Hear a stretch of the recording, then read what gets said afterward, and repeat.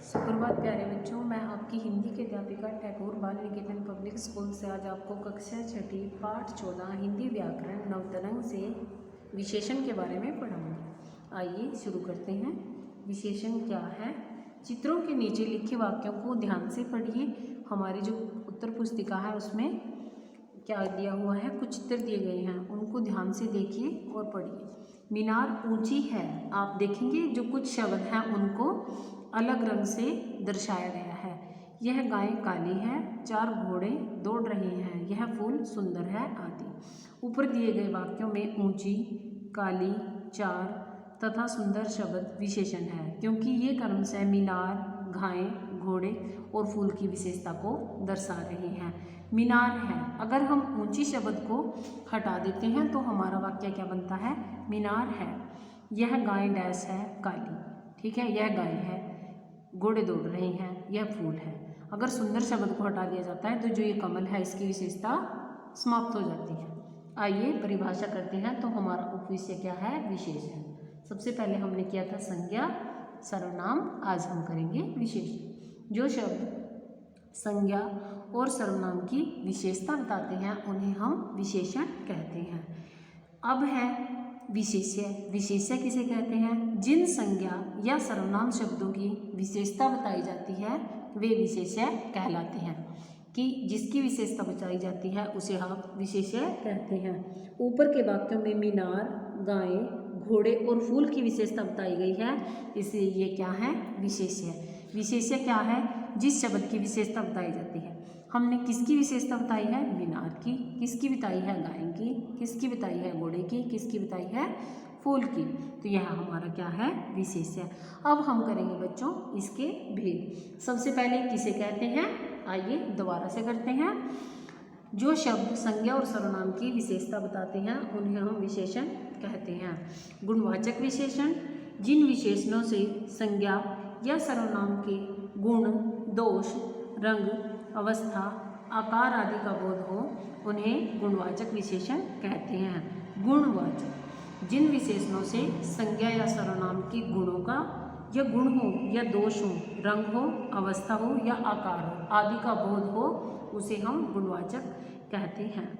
अब है ऊपर दिए गए वाक्यों में काला शब्द से कुत्ते का रंग तथा बूढ़ा शब्द से आदमी की अवस्था का बोध कराया जा रहा है। अन्य गुणवाचक विशेषण में है मोटा, पतला, अच्छा, बुरा, छोटा, बड़ा, लाल, सफेद, नया, पुराना, सच्चा, झूठा, गोल, चकोर, बाहरी, भीतरी, लंबा, चौड़ा, कमजोर, शक्तिशाली, खट्टा, मीठा आदि। अब है हमारा परिमाणवाचक विशेषण, जिन विशेषणों से संज्ञा या सर्वनाम की नापतोल, मात्रा आदि का बोध हो उन्हें हम परिमाणवाचक विशेषण कहते हैं। जिन विशेषणों से आपको परिमाण का अर्थ होता है बेटा नाप और तोल, ठीक है। जिन विशेषणों से संज्ञा या सर्वनाम की नापतोल, मात्रा आदि का बोध होता है उन्हें हम परिमाणवाचक विशेषण कहते हैं। जैसे 2 लीटर दूध दीजिए, 5 किलो आलू दीजिए आदि। ऊपर दिए गए वाक्यों में दूध में 2 लीटर और 5 किलो शब्द दूध और आलू की शब्दों की परिमाण और मात्रा बता रहे हैं, तो हम उसे परिमाणवाचक विशेषण कहते हैं।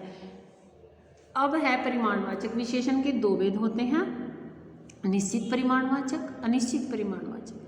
जो विशेषण किसी वस्तु की निश्चित मात्रा का बोध कराते हैं, जैसे 5 मीटर, ठीक है, तो उसे हम कहते हैं 20 किलो चावल, 15 किलो गेहूं आदि, जिसमें आपको जो मात्रा होती है उसका निश्चित रूप से ज्ञान होता है।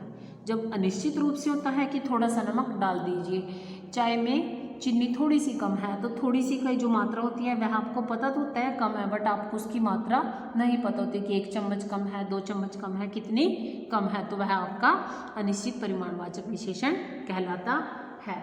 आगे 3 है संख्यावाचक, जैसा कि इसके नाम से ही स्पष्ट है, जो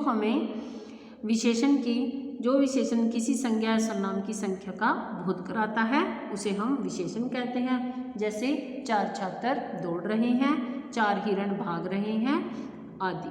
अब है निश्चित संख्यावाचक विशेषण, अनिश्चित। ये किसके हैं? संख्यावाचक के। ये भी निश्चित परिमाणवाचक और अनिश्चित परिमाणवाचक की तरह ही होंगे।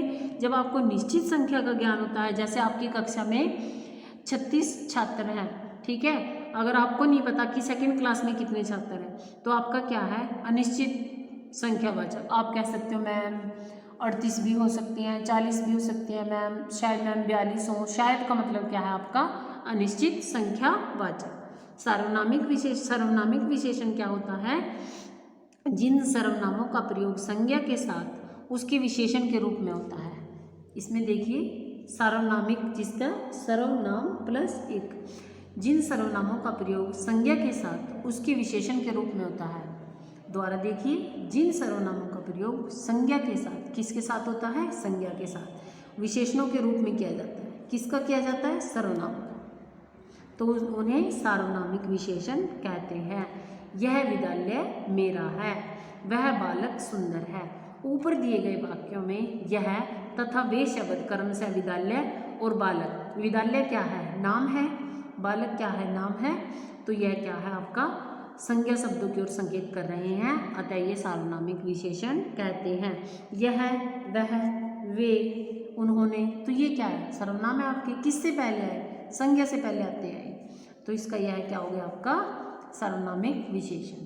विशेषण की अवस्थाएं, विशेषण की 3 अवस्थाएं मानी जाती हैं, मूलावस्था, उत्तरावस्था और उत्तमावस्था। आइए जानते हैं विशेषण की 3 अवस्थाएं। सबसे पहले आपको देखिए बुक में दर्शाया गया, राजेश मोटा है, राजेश अजय से अधिक मोटा है। आगे देखना, सभी बच्चे जो है, राजेश बहुत हट्टा कट्टा बच्चा है, हष्ट पुष्ट है, बाकी पीछे वाले जो हैं कमज़ोर हैं। तो राजेश सबसे मोटा है, मोटा है, अधिक मोटा है, सबसे मोटा है, ठीक है। इस प्रकार इसकी 3 विशेषताएं बनती हैं। मूलावस्था, इस अवस्था में विशेषण का उनके मूल रूप में प्रयोग किया जाता है। मूल का अर्थ होता है जड़, शुरुआती। उत्तरावस्था में, इस अवस्था में विशेषण द्वारा 2 संज्ञाएं, 2 सर्वनामों की तुलना करके उनके आपस में कंपेयर जो है वह की जाती है। या तो उनकी न्यूनता दर्शाई जाती है, न्यूनता होती है कमी, या उनकी अधिकता दर्शाई जाती है। उत्तमावस्था में क्या होता है? इस अवस्था में विशेषण द्वारा 2 या 2 से अधिक संज्ञा या सर्वनाम शब्दों की तुलना करके किसी एक को, या तो किसी एक को न्यूनतम दर्शाया जाता है, सबसे कम दर्शाया जाता है, या फिर सबसे अधिक दर्शाया जाता है, उसे हम उत्तमावस्था कहते हैं। मूल अवस्था में सबसे पहले उसकी तुलना नहीं की जाती, उत्तरावस्था में तुलना की जाती है, और उत्तमावस्था में तुलना करके एक को श्रेष्ठ सिद्ध कर दिया जाता है। नीचे कुछ विशेषण शब्दों की अवस्थाओं के रूप में दिए गए हैं, अधिक, अधिकतर, अधिकतम, उच्च, उच्चतर, उच्चतम आदि। तो यह हमारा आज पाठ था। आगे है आपका संज्ञा से विशेषण बनाना, सर्वनाम से विशेषण बनाना, क्रिया से विशेषण बनाना। या पहले करवा चुकी हूँ मैं आपको, दोबारा देखते हैं। भारत भारतीय, मास मासिक, परिश्रम परिश्रमी, जहर जहरीला। सर्वनाम से मैं, मेरा, कौन, कैसा, ठीक है। बेचना, क्रिया से विशेषण, क्रिया का अर्थ है काम को करना। बेचना बिकाऊ, लड़ना लड़ाकू। अव्यय से ऊपर ऊपरी, पीछे पिछला, भीतर भीतरी आदि। अब है स्वर्ग से विशेषण। स्वर्ग से विशेषण रूप है, स्वर्ग का विशेषण रूप है। स्वर्ग का क्या होगा? स्वर्गीय। निम्नलिखित में कौन सा विशेषण का भेद नहीं है? द्रव्यवाचक, ठीक है।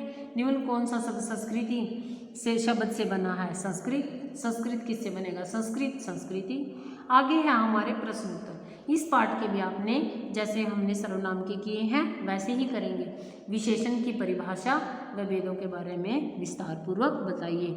दूसरा क्वेश्चन आपने बनाना है, विशेष्य किसे कहते हैं, जो कि आपकी बुक में साथ के साथ विशेषण के साथ ही दर्शाया गया है, जिसकी विशेषता बताई जाती है।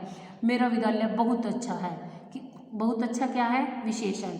किसकी विशेषता बताई गई है? विद्यालय की। तो विद्यालय में क्या आएगा? विद्यालय क्या है? हमारा विशेष्य। इस प्रकार हमने इस पाठ का अभ्यास खोजना है। घर पर रहें, सुरक्षित रहें। धन्यवाद प्यारे बच्चों।